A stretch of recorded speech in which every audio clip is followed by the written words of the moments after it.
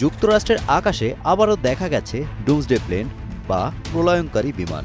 ইরানকে কেন্দ্র করে ট্রাম্পের পুরো সভ্যতা ধ্বংস করে দেওয়ার পোস্টের পরই সোমবার নেব্রাস্কায় একটি গুরুত্বপূর্ণ বিমান ঘাঁটির উপর আমেরিকার এই বিশেষ বিমানকে চক্কর দিতে দেখা গেছে।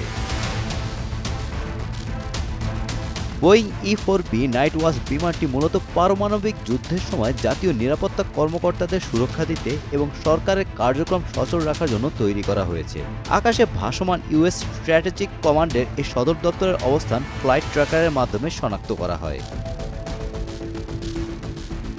বিমানটি যুক্তরাষ্ট্রের সময় অনুযায়ী সোমবার সকাল 10টা 17 মিনিটে উড্ডয়ন করে এবং ঘাঁটিতে ফিরে অবতরণের আগে এলাকাটির চারপাশে অন্তত 6বার চক্কর দেয়।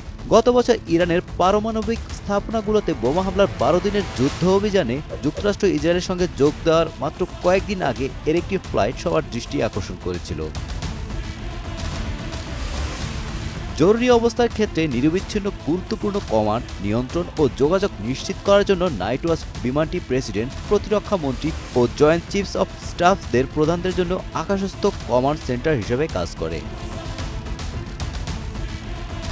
বিমানটিতে পারমাণবিক বিস্ফোরণ, সাইবার আক্রমণ, ইলেকট্রোম্যাগনেটিক পালস এবং যুক্তরাষ্ট্রের জন্য হুমকি হতে পারে এমন অন্যান্য দুর্যোগ প্রতিরোধ করার জন্য ব্যাপকভাবে উন্নত করা হয়েছে।